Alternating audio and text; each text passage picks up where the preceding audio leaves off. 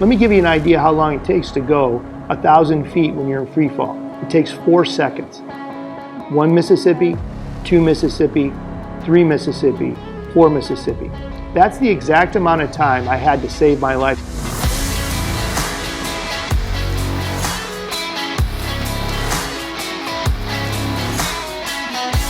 Hi, my name is Keith Kurber. I'm the Republican candidate for House District 4. You know, when you get into a situation where you have a hard time seeing the horizon, or all the things that you're counting on seem to fall apart around you, sounds a little bit like our situation with COVID-19.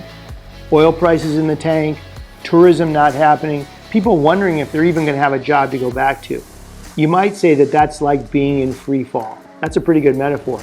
But you know what? The way you make a successful free fall parachute jump is you get flat and stable. I've had that experience.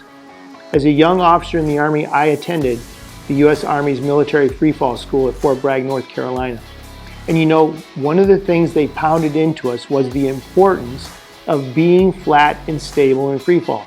You can see the movies of people making skydives and things like that, and you can say, wow, that looks really cool. But let me tell you something, as cool as it looks on TV, it's not necessarily as fun when you're actually doing it. Because all the things that can happen to you, there's a myriad of bad things that can happen to you, but there's only really one way to prevent those things, and that's to remain in a flat and stable position in free fall. So I was early on in the class. In fact, I think it was like my 6th parachute jump as a free fall parachutist. I got out of the plane and I got flat and stable, which was good. That was the thing I needed to do. But just about the time that I was ready to pull my ripcord, something bad happened. I got nervous. And as I got nervous, I stopped doing things in the right order. You see, you're supposed to look at your ripcord before you reach for it. But in my case, I didn't look before I reached. And when I reached, my right shoulder dipped and that flipped me on my back.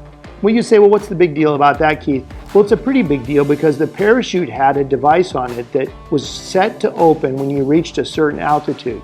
We started to pull our ripcords at 5,000 feet altitude, and the device on the parachute was going to open the parachute at 4,000 feet.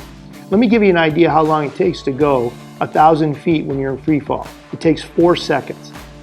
1 Mississippi, 2 Mississippi, 3 Mississippi, 4 Mississippi. That's the exact amount of time I had to save my life on that jump. And you say, why would you need to save your life? If the parachute opens when you're facing the sky and on your back towards the ground, the parachute can come out and wrap around your body, and instead of becoming a parachute, it becomes a shroud. That's bad. Well, in my case, by the grace of God, I was able to get back facing the earth, flat and stable, and in my memory, I believe I pulled my ripcord. The last thing I remember seeing as the ripcord and the parachute deployed was a black streak going by me. That was the instructor who was following me down on this bad parachute jump. Well, because I had opened a little bit later than I was expecting, I ended up landing farther away from where the sergeant was going to be. And it was a super long and not exciting walk to meet the sergeant, because I was pretty confident he was going to say, you're out of the class. Well, when I reached him, he did something that maybe you've experienced in a job with a good supervisor, a good manager, whatever. Maybe it was a dear friend or a spouse. But that sergeant looked at me and he released mercy to me and helped me stay in the class. Well, I was super grateful. But I'll tell you, the next jump I was not looking forward to, and it was literally just a couple hours away. Well, that jump went amazingly. So in Alaska right now, we might feel like we're out of control. We might feel like the future looks grim and that it looks like it's impossible to get out of. But you know what? I've learned in my life to get around people who know how to get flat and stable when things don't go the way they were planning. My name is Keith Kurber. I'm the Republican candidate for House District 4. And I know how to get flat and stable.